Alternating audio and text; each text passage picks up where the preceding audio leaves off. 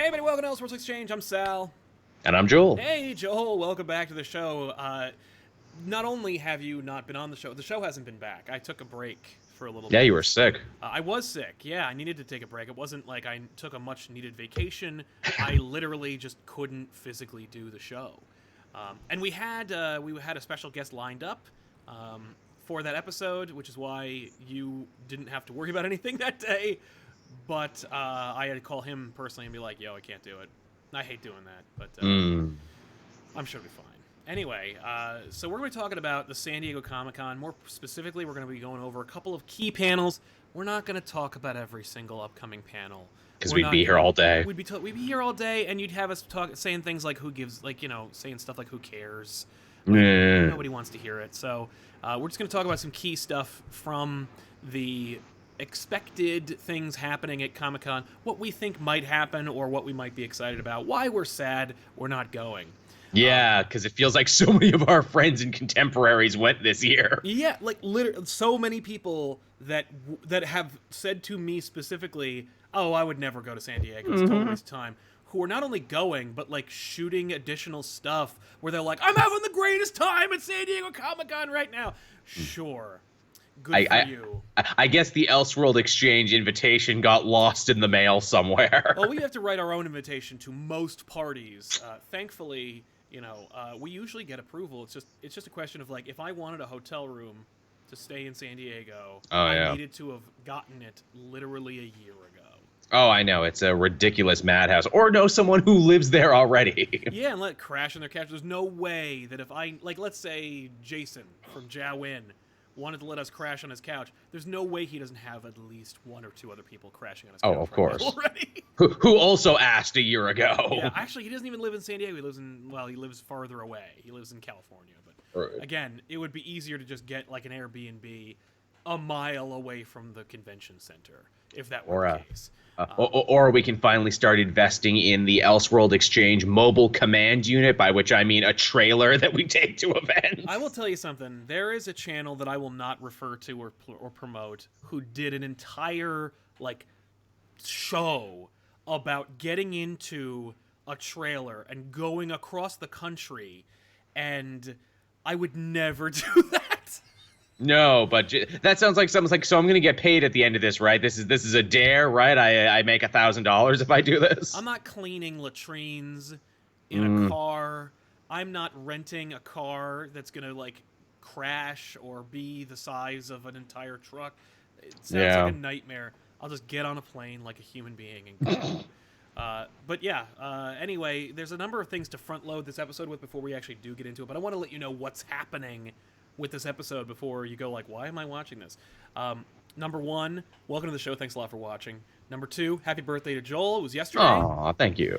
Congratulations on getting older. I understand there's an app out there where you can look into the future to see what you would look like if you were old. Some of them are pretty interesting. Some of them I feel are pretty realistic. They're horrifying. I don't like it because it's really scary. You hear, too, that because there's all these new facial apps that are coming up, there was this one and the Juggalo one. You hear the conspiracy theory where it's like, actually, no, don't do that because that's Facebook and all these other groups who want your facial profile. How it spread like wildfire to the point where I'm like, there's no way this isn't a scam.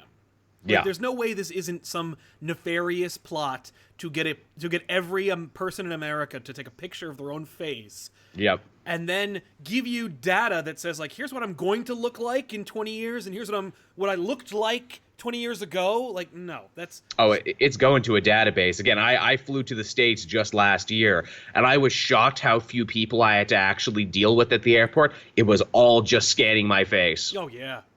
Yeah. No, we're in the Total Recall era right now, ladies and gentlemen. So there was that. The other thing is, I saw somebody say, I'm really sad to hear the weekly poll might not be around. Well, you're about to get even sadder. There is no more weekly poll. The show is over. There is no more show. The weekly poll's done. It's dead. Forget about it. There will be some future incarnation of something that looks or sounds a little bit like the weekly poll, but I will not be the one to tell you about it because it's not my show. I didn't create the weekly poll. I was a guest on the weekly poll along with Joel. Yes, I was one of the formative people, but like literally when the weekly polls first started, there were 3 people, and one of the third person wasn't me.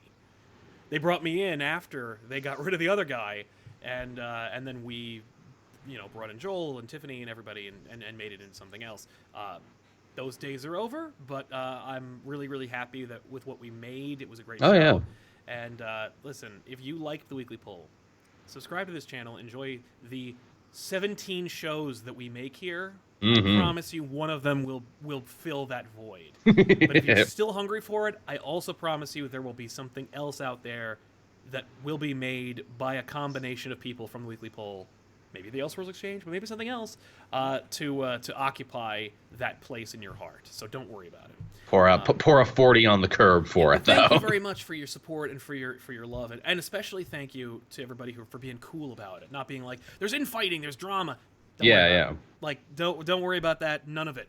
Literally, I saw Benny and Rob had dinner yesterday in San Diego. They're both going to San Diego. They're both doing meetups. They're hanging out. I see them on a regular basis. I was unofficially invited to Rob's wedding. We'll see how that goes. I don't know if I'll be able to fly out there, but we're all cool here now. Thank you. How are you? Yeah, right. But how are you, everybody? Exactly. The other thing that I wanted to mention, and I know it's going long, so I won't try to waste too much time. We just dropped our MCN. I fired them. And so we're in a weird place where we don't have an MCN, and we had to redo the AdSense situation. And so my revenue went from X to 0. Scary. And I don't know if I'm going to get it back. So if you want to participate in this episode, please feel free to use the super chats, which do help keep those lights on. I have every expectation that that I will be caught up in the next 2 to 3 days, but during that time, it would be nice to know that there's some kind of support there. You're putting your faith in Google, and we all know how that goes sometimes. You are under no obligation to give me money. I'm simply saying that feel free to use that super chat to participate in this episode. It's actually encouraged every episode we do, but we also just wanted to say, if you wanted to do that now, feel free. I'm going to get to you guys in a second. I'm seeing a lot of MCN question marks. Yes. That's multi-channel network. That's how guys like me and Sal get paid usually. I referred to it in my last panel as a protection racket. You go with them in hopes you'll never need them. Yes, it's kind of like insurance. You've heard terms like full screen, Maker Studios. Most recently, you might have heard of Machinima when they closed. Defy was an MCN. Yes. By the way, you'll also notice some of these companies went out of business or closed and then took money that was owed to people. Our friend Jason from Mr. Sunday Movies got screwed. Boy, did he.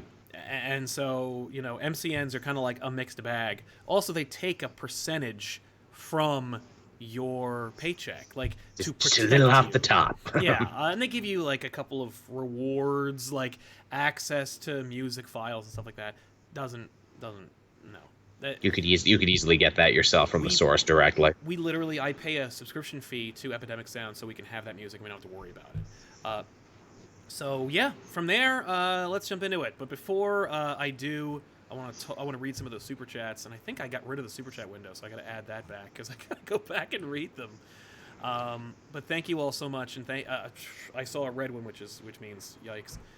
Mr. Savage says, Joel, are you still friends with Sean? We talked about that one already. I'm sorry. Yeah. Matt Shirley says, happy late birthday, Joel. Oh, thank you. Much appreciated. Theodore Soleil Engine says, do you expect a Star Wars trailer at San Diego Comic-Con? No. Not even a Mandalorian? Mandalorian's different. I expect a Star Wars trailer for for whatever the hell it's called, Skywalker. Rise of Return of the Skywalker. I expect that at Disney whatever, the D23 show. Right. Do I expect some news about the Mandalorian? But I didn't see any Mandalorian talk about it. They had a new not poster, but they had a new font thing they put out for it. Yeah, as I understand it, by the way, that show cost $140 million to make. Oh, it was like Game of Thrones money, and it looks so good. It does look so good, and I hope it makes it all back because it looks really cool. Dirty stormtroopers and Werner Herzog is very much my aesthetic. Seriously, that's the Star Wars I want now. Is just the movie/TV version of the expanded universe novels. I Yeah. don't care about the Skywalkers, Vader, Solos. They can all burn. They all will. Yeah. Just give me some side stuff. Golden Vision saying, keep doing that voodoo that you do. Thank you very much, Headley Lamar. Oh, sup, Gold. Yeah, right. Adam Asamoah, one more day / Craven's first hunt or last hunt, next Spider-Man movie. I'm telling you, man. Before we even get into the thing, I fully expect Craven and Chameleon to be the villains of the next movie, and I'll give you one better. Craven will bury Spider-Man alive. Oh, damn. And you will get the Craven's Last Hunt visual of Peter digging himself out of the grave. That's going to be dope. You can't stretch Craven into, like, multiple Spider-Man movies. I don't think you can. Not without, like, making him really, like, the fulcrum of stuff. I don't think they're interested in doing that. Like, just, like, how could they have avoided not putting Vulture into Far From Home, but they still did it? I think Craven's going to get a whole movie, but I think you're going to get all the Craven that you remember and know about in that movie. I'm okay with that. I also love the idea of a crazy Russian man burying a child. Oh, I've heard that it's... I've heard some rumors, and I'm down for them if they're right. He ain't going to be Russian. He'll be Wakandan. Oh, so it's like, how is he this good? How can he fight Spider-Man with just spears and blow darts? Oh, because they're made of vibranium. Yeah, and the dude is from like kind of like an exiled tribe of like Wakandans that were kicked out, and he's like the last survivor or something like that. That makes sense, because in a place where we know that Black Panther is watching over huge swaths of Africa, and the fact that he was almost in a cameo in original Black Panther, that would make a lot of sense. Dominic Burrell helping us out. Sorry, I'm when we switched over, I had to I lost a lot of crap, so I'm getting back to it. Andrew Weber helping us out. Thank you very much, Andrew. And Abid Naga with the $100 super chat. Thank you, man. He says, long live ComicPOP. Hey. Long live you, man. Thank you so much for that support. And, you're the man. Thank you so much. And yeah, that's the plan. ComicPOP's not going anywhere for a long time. The reason we separated from the MCM was just to keep ComicPOP alive and to like send kind of like some shenanigans went on, and I was like, we don't tolerate that shit here. Nitrolizer says R.I.P. AdSense. I like how he spells it AdSense, because that's what you get. Yeah, you're getting nickels and dimes. Crap, there's a lot. I'm sorry, everybody. We'll figure that out soon. Adam Asamoah, y'all gave us smiles and hope, so you get my money. Well, thank you, sir. You give us smiles as well. Jake Fitch, love the channel. Thanks for being great, and happy birthday to you, Joel. Aw, thanks again. Nice. Not a lot of nice birthday wishes. I understand you did a birthday stream, so you probably inundated with birthday, I challenged myself to break my streaming record, which was like 2 hours. I doubled it and did 4 playing some Vermintide. Man, that's a great game to stream. Adam Asamoah, The Boys Volume 1 and back issues were too sudden. I hate The Boys comic. You really do. But because we may be working with the Amazon show... oh, shit. You may see some more Boys stuff here anyway. Oh, lucky you. Wopudo, if you don't mind, which MCN were you with? We were with Bent Pixels. Jennifer Ruzegegger says, I don't have much. I wanted to give you something. Honestly, if you don't have anything, don't give it to us. But thank you very much, Jennifer. That's awesome of you. Very, very sweet. And Cam says, this one's for the lights. We do have them on. May they always stay on from now on until the sun burns out. Thank you, sir. I'm predicting the MCU panel announces the next Avengers lineup like Cap does in the comics. I love the idea of them like kind of homaging the comics and making like actual like press conference announcements. Yeah. I have a big theory for that one. Alejandro Madrid, as do I, actually. Yeah, I think you may guess what it is based on the cover of this episode. Alejandro Madrid helping us out. Thank you, sir. And Luke S681, random question for Joel. In your Lost Ones pitch, how did Mr. Mind become the Fissure? Oh, no, that was a fan theory that Mr. Mind became the Fissure because it was the ruins of the old Fawcett City and everything there. I never actually said that, but a fan said that in the chat, and I'm like, that's actually really smart to say that the Fissure, this big moth that helps recycle continuity, should probably be part of the same race as Mr. Mind because he's a weird caterpillar. So that's like something I kind of rolled into. And I'm like, well, maybe he's just part of the same race, and like maybe Mr. Mind, because he's evil, doesn't get to become a big moth, doesn't get to become a Fissure. You need to be pure of heart. Yeah. So there you have it. Chase Eichler, I'm the only one who thinks that clones will be involved in the next Spider-Man movie. I mean, they kind of set up the reason for two Peters to exist now. I hope not. I think the closest thing to a Clone Saga you got was the Mysterio fight where you had Spider-Man fighting like 20 Spider-Men. That was great. That image, I'm like, oh my god, it looks like the Clone Saga, but for real. How scary. I don't want that. That fight was the best Scarecrow fight scene ever, wasn't Right? it? Holy crap. I mean, like, straight up Mysterio, but also, like, you'll never get a Scarecrow fight. So that was awesome cool. to see. Also, I was like, when are we going to get Mysterio? I'm like, in the fight, I remember being like, when is Mysterio going to get really big? Like he always does in every fight. Mm-hmm. And then his giant fist blasted through the thing and punched him. I'm like, oh, they did it! Oh! Yeah. That movie had so many fuck yeah Spider-Man moments. Michael Rees, good luck with the new MCN, dude. Thank you. There isn't one right now, but literally the day we decided to cancel it, I got approached by another one. And it's a really competitive one, so we'll see what happens. Martin Archuleta helping us out. Thank you very much, Martin. You're the man. Tim Mickledays, again, thank you, Sue. You're really sweet. Hawkeye TS, always happy to help. Comic Pop, and looking forward to the X-Men announcement panel this weekend. Ha! You think it's X-Men? I would take X-Men if it was like, hey, this is the X-Men, or we're doing X-Men, or Brad Bird is directing the X-Men movie. Like, you know, I'm in, but I don't think it's X-Men. But I do admire your optimism. Martin Archuleta got you back. I got yours too, man. Thank you so much. And we are finally caught up. Thank you, everybody. You're all so very incredibly generous and kind and sweet. We really appreciate it. Hell yeah. Let's jump into some of these panels. Joel, are you excited for Terminator Dark Fate? Because on Thursday, the first panel of the day is going to be Terminator Dark Fate. I saw the trailer for the first time when I went to go see Spider-Man. I had actually not seen it before that, and even seeing it on the big screen, my thoughts were, I am so tired now. There's more bad Terminators than there are good Terminator movies. When will it end? Please stop. I want to believe. I love Linda Hamilton. She is incredible. She deserves the paycheck. She's getting paid either way, so I'm happy she got it. But like the idea that it's like there were no other Terminators. This is the third movie in the franchise, according to Jim Cameron. The fact that Cameron has an influence over it. The fact that Tim Miller is directing it and he's good. Says to me, like, who knows at this point. I had some high hopes for Salvation, and I was the best thing that came out of Salvation was that Christian Bale freak out at that lightning guy. So the best. I'm a goddamn professional. You and me are done professionally. Joshua Wright, is it me, or have cons become more about everything comics except the actual comic books? The medium's dying, and all anyone cares about is movies. Well, that's been Comic-Con forever. That's San Diego Comic-Con. That's the movie town. They know they can get some like serious publicity. They can get a lot of hype out of it. New York Comic-Con, similar. But that's because most of the people who are doing the booths and everything over at San Diego learned that, went to New York, started pushing all like the apps, the TV shows, the movies. Go to Emerald City, go to the Chicago one. Those are still very much about comics. Baltimore Comic-Con. These are the cons that you want to go to really like get back to comics. But even then, like the announcements they can make, they could save all the budget if they just tweet it. I think now the biggest like actual news for comics again comes out of Emerald City, comes out of C2E2. Like I'm more excited for them because I know it's like, okay, this is what I'm going to be covering on my channel in the next year. Well, that's true. Speaking of excited, I'm sure you are by this one. Batman Beyond turns 20, and they're having a 20th anniversary panel. Oh, that's cool. I know. It's going to be nice. They're going to have what was it? Bruce Timm, Glenn Murakami, and Murakami, yeah. Yeah, and Bob. Will Fredelia, is he going to be there? Who?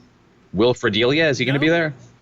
That's a missed opportunity. He's the voice. He's Terry. Well, it says many of the members of the creative team, but no cast members. So no. That's a shame. No. But here's the question: you think they're just going to be like, "Man, Batman Beyond was cool," or do you think they're going to say, "We're making a Batman Beyond movie"? If you all get excited about it and watch like Hush. I think they really should because it's like, come on, guys. This thing is still super popular. We'd love to revisit. We know you had a pitch, Bruce Timm and Paul Dini back in the day for a sequel involving what happened to old Catwoman. I think now would be the time. Oh, I love that idea. Man, I'll never forget that moment in Batman Beyond when 10 doesn't work out with Terry for the second time. Yes. And Bruce just says, "Let me tell you about a woman named Selena Kyle." And you're like, "Oh, look at Bruce like being friends." Yeah, and a smile creeps over his face because he still loves her all this time later. So yeah, I'm thinking you're right. I think they're probably gonna try to sneak in an announcement about Batman, or at least a tease about Batman Beyond. from that. And I guess the comic has a fan base because it's still going. I never read it because it's very clear the people writing that comic never watched the show. Yeah, right. No. Yeah, whatever happened to that great comic that everyone liked? The digital one, yeah, from Kyle Higgins. It ended. It had an actual real ending. Well, there you go. I mean, like, listen, not everything needs to have a continuation, another resurgence, a PS. Read the Kyle Higgins book, and you'll have your ending to Batman Beyond. Yes. In fact, you get two stories because you get that, and then you get the Christos Gage Justice League Beyond that actually cross over at points. That's right. That's right. And that was, as I understand it, great. Christos Gage, seal of quality. You're good. Mm-hmm. Teen Titans Go is getting a panel at 3:15 on Thursday. I'm not 6, so this doesn't do anything for me. They're showing a new episode, but I'm sure they're also going to be hyping the upcoming movie Teen Titans Go versus the serious ones. But that doesn't mean it's going to be a live-action versus animated show where they're fighting against the DC Universe app characters. Because that'd be clever and funny. This is basically the reference that they were making at the end of the Teen Titans Go movie, where if you didn't watch Teen Titans Go to the movies, which is kind of funny, but I saw it a second time with Tiffany in tow, and she was like, I've never seen someone who was less amused by a movie that was trying so desperately to get your amusement than when Tiffany was watching Teen Titans Go to the movies. See now. I'm like, oh... And it just made me ashamed to be laughing. Now, I wish I was a fly on the wall for that, because I find someone not laughing to be very funny. It was really funny. Because it was also just the most uncomfortable parts. And it's just, anyway. So, no, there was a PS at the end of the movie where the real Teen Titans that you like from Teen Titans, the show, the cartoon show, 2003, imply that they found a way to come back, and this is the way. The way to come back is to couch them with the cartoony, fun, silly children characters, and see if people buy this movie. And if people do, maybe they'll make a show on the app, or they'll make a movie for direct-to-download release. Is it time to give up the ghost when it comes to the Teen Titans, or are you excited about this announcement? I always enjoyed Young Justice more, but that's just me. Right. I mean, with Young Justice, it's like, who can get excited? But the Teen Titans cartoon show ended on kind of a cliffhanger as well. It did. It would be nice to have some closure. Hey, never DC, got resolved. You make comic books. How about a Teen Titans comic book? I don't know about that. Geez, where would we put it? I don't know. You have this digital arm. You should maybe try that. Yeah, I feel like that might be an option. Agents of S.H.I.E.L.D. is getting a big thing. They're going to be talking about what's happening at the end of Season 6 and what's coming in Season 7. We talked about this before we started. I thought Season 5 was such a strong ending, I really couldn't get myself excited for Season 6. I watched the first episode. I'm like, nah, none of this was worth undoing the happy ending of 5. Right. I stopped being excited about S.H.I.E.L.D. 3 seasons ago. Was that the Ghost Rider season? Yeah. No, when they announced that, maybe it was 2 seasons ago. It was when they announced that Coulson was sick and gonna die. Right, okay, yeah, that leads into 5, and then they all go to the future. Oh, I did the future one. I was like, it was so tedious and so wheel spinny, I was like, I can't do this anymore. I can't get excited about this show anymore. I just had to drop off. Well, then maybe you did watch it all, because, yeah, the future season was Season 5. Oh, okay, then yeah, I saw all of Season 5. There you go. And then I was like, that's enough. So we're on the same page. Yeah. On Friday, the Russo brothers are just going to sit down and talk at you about the Marvel Cinematic Universe. And not announce anything. No, there's no announcement there. Is there anything the Russo brothers could illustrate or illuminate that hasn't already been contradicted by the writers of the movie? Yeah, ain't that such a... I do like that they agreed with me in the fight I had with Benny where he says Hail Hydra in the elevator being a reference to Secret Empire. I like they ultimately came down on my side. I mean, even if they don't mean it... I mean, it was a plot device to allow Steve to get through it. Yeah. But also, getting Steve to say Hail Hydra is an undeniable reference to Secret Empire, even if it's not a direct one. Yeah, even if it's in the meme sense, where it's like, look, even if you don't read the comic, we bet you saw this image. Yes, the concept of Captain America saying Hail Hydra and revealing him to be a member of Hydra, or him pretending to be a member of Hydra, is implicitly Secret Empire. Yes. So, yeah, I would skip that panel. Also on Friday, Rick and Morty's having a panel. Yeah. They said they're going to let you see a little bit about what's cooking for the new season. I'm thinking we're going to get another Pickle Rick type sequence where it's like you're going to see a whole scene. Right. Okay. Yeah. Interesting. I'm excited. I love that show. Same. This last season was weak, like hard weak, but It had some good moments, it had though. some good moments, and it wasn't like the talent wasn't there. It was just kind of like I wasn't interested in the direction the show was going in. I mean, that's third season slump. That's real for most animated shows. That's fair. That's true. That's a truism. It's like once you get to 4, people figure it out. And I feel very close to it, too, because obviously I listen to Harmontown, Dan Harmon's podcast every week. And so he kind of gives like little updates on how it's working and how it's going. And he sounds really positive and in a really good headspace for it. So I'm excited for it, too. I agree. Checking in on Dan Harmon, he doesn't look like he's collapsing. So no. Maybe no more than usual. Right, exactly. He needs to be dysfunctional, just not, non-functioning. That's the weirdest thing about being a Dan Harmon fan, where it's like, man, I like your work and I want you to be good and I want you to be happy, but don't be too happy, though, because when you're a miserable wreck of a human being, that's when the good art comes out. That's true, yeah. Getting it back into the Super Chats really quick, Ethan White says, could you guys share more thoughts on Amazing Spider-Man 25 and Life Story 5 if you had the chance to read it? I have not read Life Story yet today. I read Life Story 5. I'll talk about it on Off the Rack on Monday. I talked about 25 at least a week ago, so check out the old episode of Off the Rack. I will say it was fine, but not enough happened. I enjoyed it. Yeah, I liked it, but it was just I felt like it was kind of it was lacking despite the fact that it was so long. I like that MJ got a whole thing devoted to herself there, and as we said before, Elektra's plan was really clever. Agreed. As if Syed helping us out. Thank you very much, As if. And I think we are caught up. No, we're not. Not at all. Man, I missed my little super chat window. That was really helpful. I found you. Louis Lombardi helping us out. Thank you, Louis. Or Louis. I don't know. But I'll say both just in case. But Louis, thank you very much, man. James Robbins says, thank you guys. And happy birthday, Joel. What are some good books? Some good books similar to Grayson and Secret Six. I've had my eye on Outsiders by Whedon and Ruckus Checkmate. Those are some good ones. I would also say read Domino and Hot Shots right now from Gail Simone, if you like her Secret Sixy kind of humor. I would also say Astonishing X-Men from Matthew Rosenberg just recently, if you like teams of weird, dysfunctional heroes who shouldn't really be a team, but who work together being a team. Yeah.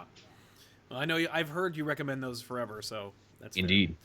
Red Dizon says, hype for about Hulu, Ghost Rider / Hellstrom are you guys? Yeah. Yeah, I agree with you. I've been a booster of Danny for a bit, and here's hoping if he's getting this Hulu show, maybe he'll get a new book, although they'll probably change the venue to match the show now, where he won't be an LA hot rod head anymore. They'll move him to the Texas-Mexico border. We did get an announcement that there's a new Ghost Rider Danny Ketch book coming out. We sure did. So maybe this is the advent of all the Ghost Riders. Yeah, this is their year. Well, apparently Aaron's next arc is going to be Ghost Rider based. Yeah. The Iceman says, Sal, with Amazon breaking into comics and The Boys coming out, can you elaborate on why you strongly dislike the comic or show? I dig the trailers, and I think that because the show is going to be such a departure from the comic, like Preacher was. Yeah, and because Seth Rogen single-handedly watered down Preacher to the point where it's unrecognizable and kind of like crappy, it making it not The Boys so much could actually be a benefit for me. The Boys for me was a try-hard. It was I remember Garth Ennis saying that he was going to out-Preacher with The Boys, and nobody should just go out of their way to try and shock for shock's sake. Shock people, for no good reason whatsoever. Especially because he doesn't seem to wholly about Preacher. Forgive the pun, but he doesn't want to. He doesn't seem to have a lot of reverence for it. And so it was easy for him to go, let me just take this and just go bleh, or let them take Preacher and go bleh. So I don't know. I feel like The Boys is trying too hard. It was gross for gross's sake. Also, hey, tell me if you've seen this one before from Garth Ennis. The governing body is corrupt, and the people that are supposed to be good are not. But somebody who's a little rough around the edges, but otherwise a good person at heart, has to kick their ass and and break their balls before they learn the error of their ways. Sometimes literally. Yeah, it's literally that. It's just everything. I mean, he did the same goddamn thing in his Ghost Rider book. He did. Come on.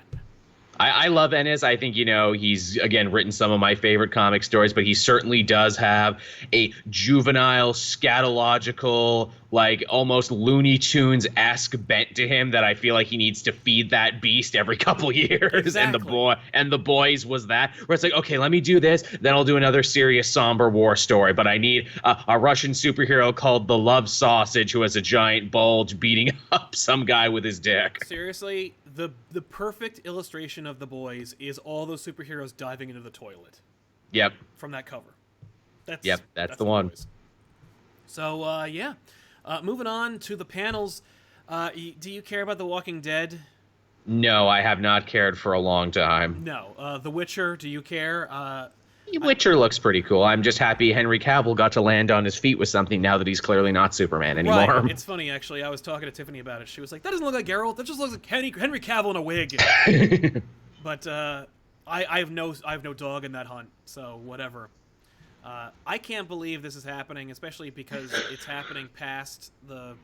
It's happening this far after Jim Henson's passing, but the Dark Crystal Age of Resistance.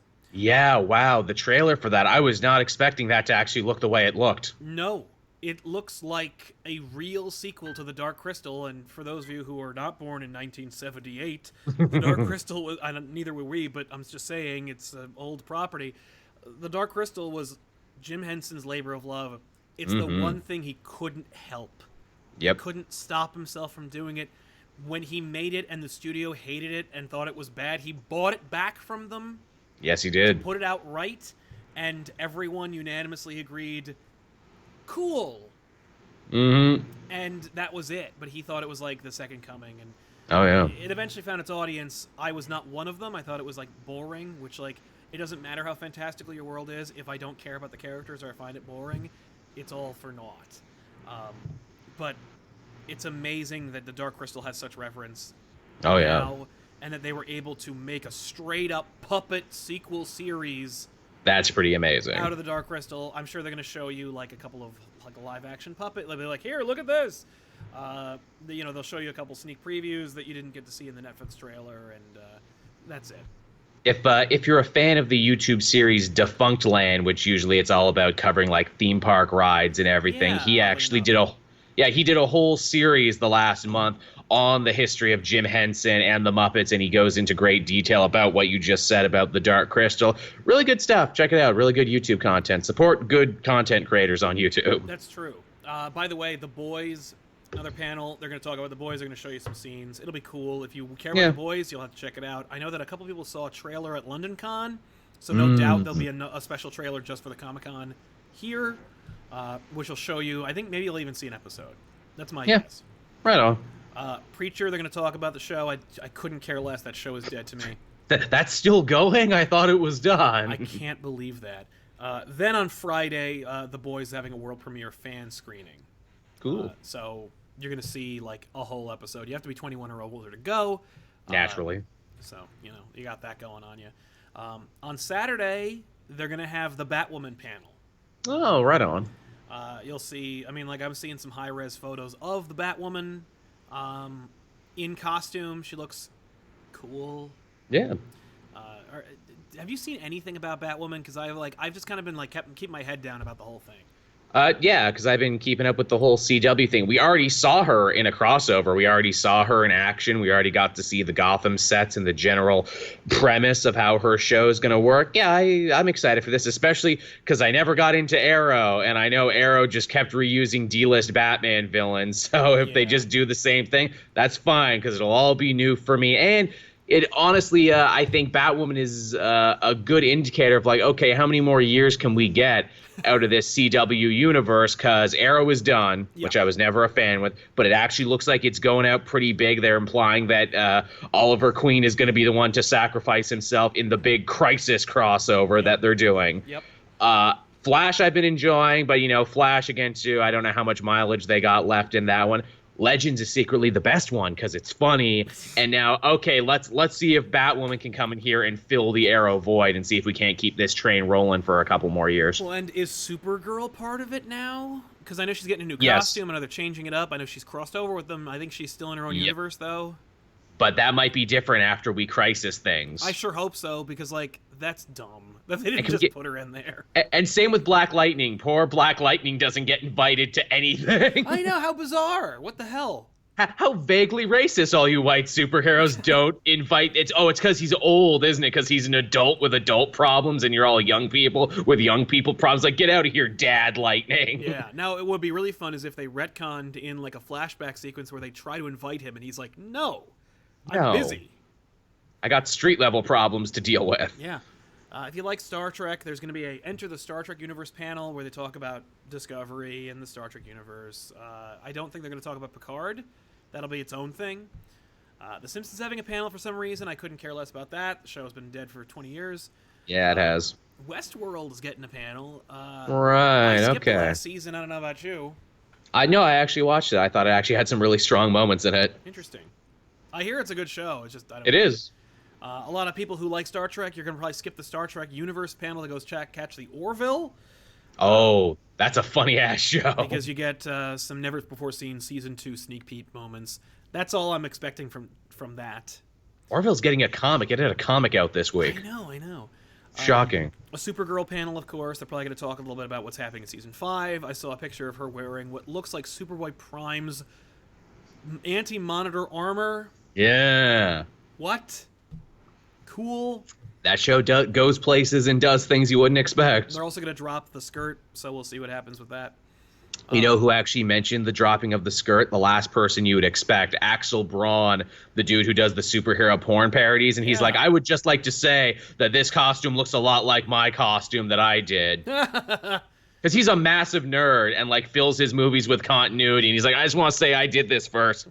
Sure. Black Lightning is going to get a panel, and they're going to show you a couple scenes from Season 3. Right on. Marvel Studios, Hall H. Kevin Feige surprises, and some surprise panelists provide an inside look at the ever-expanding MCU. Biggest panel of the show. This is the one I'm sure we're all expecting them to come out with another release schedule graphic, and this is what you're going to watch for the next year. I really hope so. The fact is, some people might not be in on it, so it's like let's give a little bit of context here. Marvel hasn't had a panel at San Diego for a couple of years now.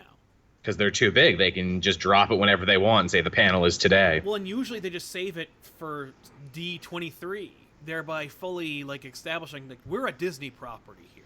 We do our own big event. But the fact that that Feige and Marvel Studios is choosing to do coverage or an announcement here now today, or Saturday I should say. Yeah. Suggests to me that it's going to be a pretty big goddamn announcement. Now, you would think so. When did they make, I think it was 2014, 2015, when they made the big, here's what's coming for phase, 3 announcement. Do you recall, because I remember we got that announcement, I think, late fall, early winter, where, I think they had already started to not go to Comic-Con.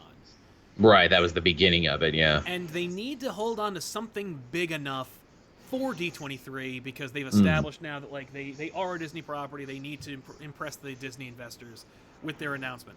I feel like they might be holding on to that lineup for then. Or maybe keep the trailers for D20, but it's okay to tell people to get excited here and now. I could see that being the case. I mean, and the thing is, I'm spoiled because, and I think we all are, because when they did that Phase 3 announcement, where they were like, here's literally the next several years, 4 years worth of movies coming out. Get hype. I remember saying and thinking, they could have easily made one of these announcements, and it would have killed. Oh, yeah. But they announced, 20 movies. I think that they could go either way. They could be here's everything. But I think they might also go the route of we're only going to tell them one thing. Right. It's a big thing. Right. My theory in this is that we are going to get a full cast for Fantastic Four. That would be really sweet. That literally, the way that he brought the Avengers out on stage, he's going to be meet the Fantastic Four. Sweet. And you're going to have like John Krasinski and David Harbour come on out stage along with 2 other people who God only knows who they would cast. Yeah. By the way, I'm only speculating it's John Krasinski because they've started to draw Reed Richards to look like John Krasinski in some of the Why have they ever? Comic books. At first, by the way, I thought it was Chip Zdarsky, and then I saw another picture. I'm like, that is a straight-up picture from The Office, you son of a bitch. Like, what are you doing? I know things that you don't know. And the other thing is, I don't know if you saw it, but like, I don't want to spoil anything about season 3 of Stranger Things, except you need to watch it. It's better than season 2, and it's amazing. So I've heard. It's friggin' great. But David Harbour and Winona Ryder do a little like autocomplete Google interview. I did see that. And one of the questions says, "Is David Harbour the Thing?" Winona's like, "I don't know what that means," and he's like, "They want to know if I'm playing the Thing. The Thing is a superhero. I can't talk about it." Oh, shit. See, the clip that I saw go viral is Winona Ryder being like, hey, David Harbour, don't get down on yourself for being tall. Yeah, well, he's not just tall, he's fat, but it's also like, I love it because the questions were things like, how big is David Harbour? He's like, the answer is 2, like T-O-O. He is too big. Aww. When I see pictures of Winona Ryder and me, like, standing next to each other, you look like a regular-sized person. I look like Gandalf hanging out with hobbits. It was really sweet. It's adorable. Winona Ryder's a great lady. She's so sweet. When she's not stealing purses. So that too. But she hasn't done that for a long time, so there's no reason to focus on that. By the way, in that interview, she remembered all the Heathers' names from Heathers like that, so kudos to her. But I'm thinking that's going to be the thing. What do you think it's going to be? I like that theory a lot. I was going to say, because apparently he was supposed to have a cameo in Far From Home that they cut at the last second, I'm thinking Anthony Mackie comes out dressed as Captain America in the new suit. Cool, because like, have you noticed that the biggest Marvel moments are from San Diego Comic-Con are usually punctuated by a photo of Tom Hiddleston as Loki in his Loki costume? Yeah. Yep. I would love to see that.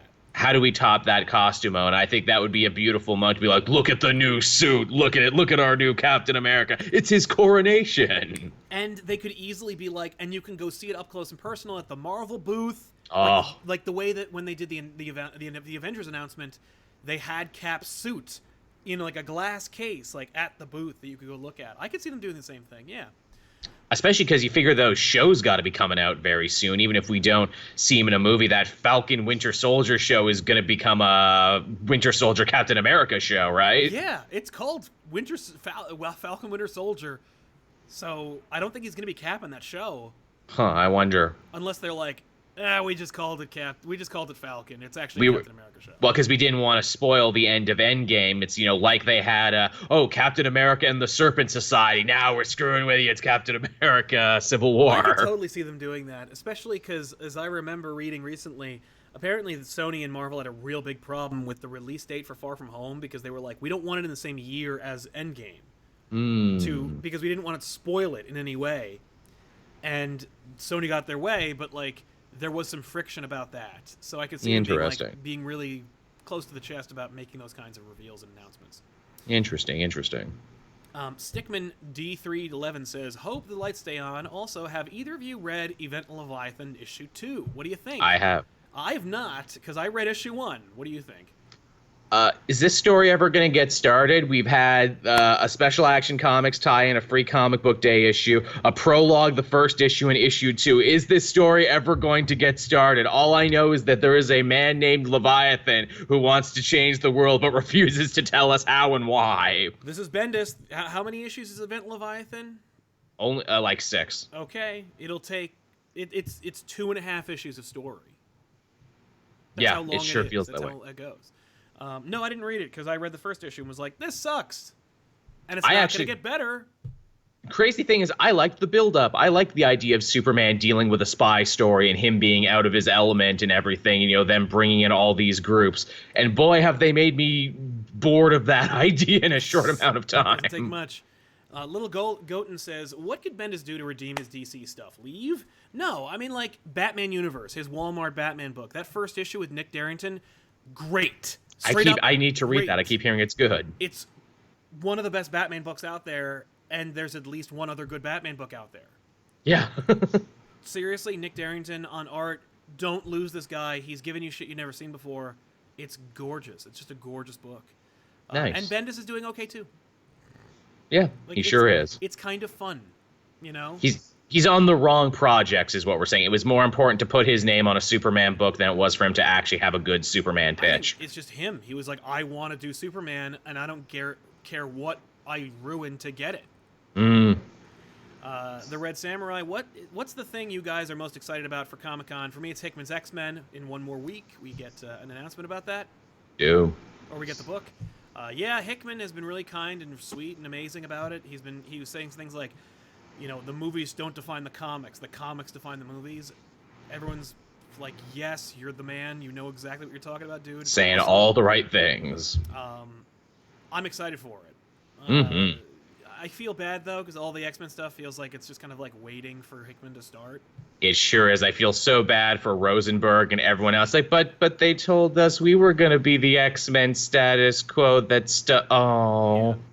Yeah. Stephen Fothery mentioning that Picard is part of the Star Trek thing, along with a show called Star Trek Lower Decks from Rick and Morty writer Mike McCowan. Oh. Man. They're also part of the Star Trek universe. Yeah, you'll see a trailer that like you could see online a second or two later. Picard has a doggy now. I know. Okay. Abednaga, Axel Braun, guest appearance on the Elseworlds Exchange, or TCM? TCM before Elseworlds, please. I don't want. Funny you should mention that. I actually talked to him a bunch and almost had him on an episode of the Comic Multiverse. He couldn't do it because the man directs like 5 movies a year and writes and does everything else. Well, you gotta get back on him, man, because he would be a great guest. He's a super nerd, and he's like, yo, totally, I would love to do a comic book podcast. Isaac Scott just tuning in, but why do you think Daredevil's viewership dropped so much? Is there hope for the MCU Daredevil? Maybe a one-shot Netflix special? The viewership dropped off because I think people were getting the impression it wasn't canon, it didn't matter. Also, a lot of time to invest. Yeah, I also think maybe the initial numbers were a little inflated. Maybe the hype wore off. Maybe what's it called? You know, Defenders really hurt everything as far as Marvel Netflix goes. I think that was the beginning of the end. The fact that wasn't the Avengers level hit they wanted it to be. Yeah. As far as is there hope for MCU Daredevil, you'll see a Daredevil in the MCU. It just might not be Charlie Cox Daredevil. Which is a shame. They can't touch it for 2 years or whatever. They can't use or touch any of those properties, whether it's in universe or not. So you can't get a recast Daredevil tomorrow. Just as you can't put Charlie Cox in an Avengers movie tomorrow.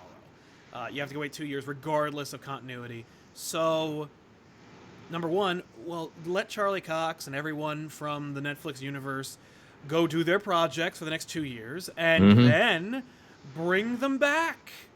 I would love to see Mike Coulter leading the new Avengers. I would love to see He's so good. Charlie Cox and, more importantly, Vincent D'Onofrio in a Spider-Man movie. And I think Charlie Cox's Daredevil could actually hold a movie, because with the might of Marvel behind it, especially if you did a flashback movie with Black Widow or something. And now that we know it's a proven brand, also too, just Christian Ritter next to anybody. Imagine Jessica Jones getting into a snark war with just any of those other characters. That's true. I did read that she was done, and she showed she was done. I'm a little done with her anyway, but I hear that she was yeah, I don't want to do that anymore. I still love you, Christian Ritter. It's fine. Joel will always still love you. Christopher Santos wanted to slide to ComicPOP some cash during these dire couple of days for entertaining me every week. Thank you very much, Chris. You're awesome. Joshua Wright, I wouldn't be surprised if Feige used the words fantastic and uncanny to describe Phase 4. Also, Krasinski as Reed and Emily Blunt as Sue. I mean, that's one idea that everybody had because they're married. But what about this? Actors acting like they're married. I liked, I can't remember her name, but the young lady who played the main lead in Westworld. I'm blanking on her name. But oh, yeah, she's really good. She's great, and I would love to see her as Sue. Emily Blunt's fine. I think she'd be fine. But she didn't blow my mind in A Quiet Place or whatever. I liked her better in Edge of Tomorrow. That's a good one. But, yeah, she'd be fine. But again, wasted. I'd rather see her do something else. Cam says Chameleon Tech was introduced in Winter Soldier when Widow was disguised as that old lady. Also, I think Mysterio should become the MCU's master planner. That'd be fun. I do like the idea that because Mysterio, where it's like, look, he's as much a collective as he is a guy, and Jake Gyllenhaal exists in these computer like illusion tech, so he can keep showing up regardless. They could even say, oh yeah, we sold the tech to some dude named Daniel Burkhart. Yeah, I mean, like, honestly, I'm not convinced he's actually not alive. So Me, same here. Either Yeah. way, and Z-Berm saying Joe Carey would be my choice for Human Torch. I believe that's Steve the Hare Harrington from Stranger Things. It is. I would love to see him as Johnny Storm. Honestly, like, just go into do what Hollywood does. Just grab everybody from Stranger Things and cast them immediately. So yeah, I would love that. Are you kidding me? Totally. But I trust them. Their casting director is an unmitigated genius and knows exactly what's going on. Totally. So. It's a shame we wasted Mads Mikkelsen as Caecilius in that Doctor Strange movie, because he should have been Doctor Doom. Yeah. Man, I think he's overrated. Honestly, I don't like that actor as much as everybody else seems to. What about Vincent Castle, because he kind of was drawn to look like that in that last Bendis book?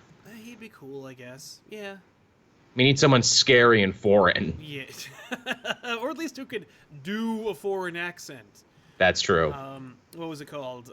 Getting into it, The Flash has a thing. Who cares? DC Universe has a sneak preview of things to come, which includes Titans, Doom Patrol, and the Harley Quinn cartoon, plus Young Justice Outsiders.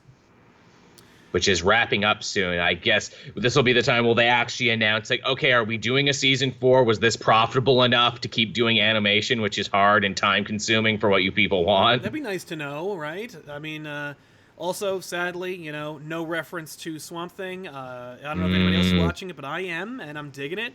So, looks like that's dead. Like, officially. I'm going to wait till it's done to go back and do a post-mortem on it. Yeah, it's a solid show. It looked like a solid show. You're getting a lot of different movies. I know that DC is doing a bunch of stuff about horror comics. They're talking about, like, The Year of the Villain, which I could not be the least bit interested in.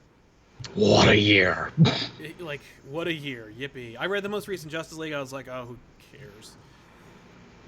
And I guess that's kind of, as far as, like, the big touchstones at Comic-Con, that's what's happening. Those are our thoughts. That's what's happening. If you could save or bring, or if you could save a show from DC Universe and kill one, what would you do for this, if they were announcing this event? I'd kill Titans, obviously, because I think that's the worst one, and I can't believe that's the one they led with. And I would save Doom Patrol and keep it safe and swaddle it tight, because Doom Patrol is my special baby. Yeah, I feel like Doom Patrol, like, where is the announcement on Doom Patrol? We'll probably see it here, as far as, like, what's going to happen with Doom Patrol. There's talk that it might actually be sucked up by that HBO Max app, where they're like, no, this is too good for you, DC Universe. You'll only break it and cover it in Cheeto dust. Give it here to HBO. Yeah. By the way, people are asking about Swamp Thing. Like, Tiffany and I have watched every episode. We just watched the most recent one yesterday. It's cool. It's the Abby Arcane show. With Yes, it is. Swamp Thing going, Abby. Most of the show. Also, like, Sunderland being like, I'm a bad guy, but I'm the most incompetent bad guy you've ever seen. And, like, I'm so old, but somehow I've managed to survive being a bad guy this long. By the way, for those eagle-eyed casting buffs out there, the guy who plays Sunderland in the Swamp Thing show plays John Travolta's Howard Saint's gay bodyguard best friend from the Tom Jane Punisher movie. That's right. Oh, wow. Nice. So, that's a fun little Easter egg. Mr. Roboto says, Sal and Joel, you have illusion tech. What do you create? Can I talk about it here? Right. Honestly, I'd make movies. Yeah. Like the way that James Cameron has, like, his little virtual reality thing where he's like, this is the camera. I'd shoot movies with illusion tech and have an unlimited budget after my $6 trillion of having the illusion tech. I guess I'd pretend to be celebrities and get in a bunch of trouble and get all over TMZ. That'd be fun. Yeah, just ruining celebrities' lives. I would do what Roger did in That American Dad. I'm Kevin Bacon, damn it. Yeah. I would like go to nice restaurants if I had to be them. Yeah. If that was my scheme. But yeah. So from there, I just want to say, like, thank you all so much for your incredible outpouring of support. Hopefully in the next 2 days or so, we will see the bounce back and everything will kind of like align itself, and then God only knows, like if I get a new MCN, like it'll just be locked into place and I'll lose 20% of my revenue. But for right now, we'll have 100%, and it'll all go really well. But we want to thank you. I want to thank you so much for that. If you are going to San Diego, make sure to keep an eye out for Rob and Benny, who will be there. I know they're each doing their own individual meet and greets, where you like go to a specific location and find them. Both their channels will be sharing where those are. Teddy wants to know, do you think we'll be getting a Young Justice Season 4? Joel wants one. I do, but the fact that they're not saying it, and the fact that animation is really expensive, and you can even tell on this season where they cut every corner they possibly could. Yeah. It's worrying, I'll put it that way. I mean, like, here's the thing. After that panel, you will know definitively if there is one. Because at least with Harley Quinn, it's a comedy. You don't need to do all the action. They just need to stand around and do the funny laugh. But with Young Justice, it's like, yeah, but they need to actually have fight scenes at some point, guys. Yeah. Isn't it amazing, by the way? They cast the girl who plays Penny from Big Bang Theory to play Harley in this show. And they had the other person from Big Bang Theory who played whatever the hell her name was to play Harley in that awful Bruce Timm Batman movie. Oh, yeah. Crazy, right? Yeah. And it was like, well, and it's weirder that the other person could do like kind of like an Arlene Sorkin voice, but kind of sucked. And Penny does a decent job, and she's not doing any kind of special voice. It's just kind of like, no. I kind of think that's cool. It's like, oh, if you just try to do your own thing, you wind up with a better product. Exactly. I'm excited for that show, too, because that's got like a bunch of other comedians I like in it. Ron Funches is going to be in it. Yep. So I'm down for that. I think Diedrich Bader's playing Batman. Yes, he is. They've got the comedy Batman playing Batman, and I'm totally okay with that, too. Yeah, I like him as the Batman Brave and the Bold, so that works out great. Adam Asamoah says Luke Evans as Kraven. I think I liked that idea back in the day, but now I want like some really cool like black actor to play Kraven if he's going to be Wakandan. I know a lot of people want to see Jason Momoa as Kraven. I take that too. That'd be cool. I don't know. Can he double dip? Can he be in both companies, or do you have to sign something in your contract that says you can't work for both? Zachary Levi was Fandral in the last two Thor movies. Oh shit! And Shazam. So. And what is it? Friggin' what's his name? Oh god, why am I blanking here? He was also both. It's gone now. It's gone. Talking about Volstagg and how like that was. He played Punisher Warzone. Well, okay, yeah, that was definitely one. Ray Stevenson. What's the other one? I think. Oh, Dave Bautista, who's probably going to no doubt be in both. He's going to be Drax, and he's almost certainly going to be in James Gunn's Suicide Squad movie too. Yes, that's right. But that's because he's friends with the director. It's like, are you going to tell Dave Bautista no? Of course you're not. No, especially if he's fun. I mean, he's the only reason that anyone went to go see Stuber. Yeah. So. Hey, I like Kumail Nanjiani. Listen, we'll see you guys next time in another episode of Elseworlds. But before we go, I want to thank you all so much for your support. Don't forget to like this video, subscribe to our channel, click the bell, and stick around. Go to this channel, explore. There's a gazillion shows here for you. If you're not keen on one show, I guarantee you there's another one out there. We got ComicPOP Draws, just a drawing challenge show. Elseworlds Off the Rack, back issues, bat issues. If you just like back issues, but only about Batman. And also The Good, the Bad, and the Ugly, which we are going to be bringing back as we shoot it tomorrow. Very excited about that. I guess that's it. So in the meantime, don't forget also, if you don't even like YouTube, go to twitch.tv/ComicPOPTV and watch Tiffany stream the end of Bloodborne. It's coming up in the next couple of streams. Oh, wow. Check that out. It's going to be a lot of fun. Everyone has beaten that game but me. I've been at like the same halfway point and never finished it. It feels like that game will never end, so definitely check it out. Tiffany has some great reactions. You got the DLC after that, which is even more punishing. Exactly, she did. I was like, why? What are you doing? Anyway. Oh, and if you like gameplay, she played Spider-Man, and we're re-uploading those old Twitch streams onto this channel for the first time. So, like, I think we got at least another 2 to 10 episodes left. Which come out on the weekends. So I gotta play that DLC too. I kept saying I'll play them once they're all out, and now they're all out. Yes. Also, if you want to support us on a regular basis, go to patreon.com/ComicPOP. See if those rewards are something you might want to be interested in. Check them out. And finally, Instagram.com/ComicPOPofficial. All links are in the description below this video, by the way. But check that out if you want to watch like if you want to see some behind-the-scenes pictures, and also maybe con videos. I think the last one did well, so I will work on Baltimore/New York. I have 2 different videos we can put up on IGTV. So check That's those such out. a good idea. Thank you very much. I've been toying with that idea for a long time, and then finally I was able to do it because we have a better Adobe Premiere, so I can actually edit in portrait mode. Oh, that's really clever. Yeah. So, yeah, thanks a lot for hanging out, everybody, and thank you for your support. We'll see you guys next time. Don't forget to check out Cape Joel, and happy birthday, man. Oh, thank you. See you next time. So long, everybody. Bye-bye.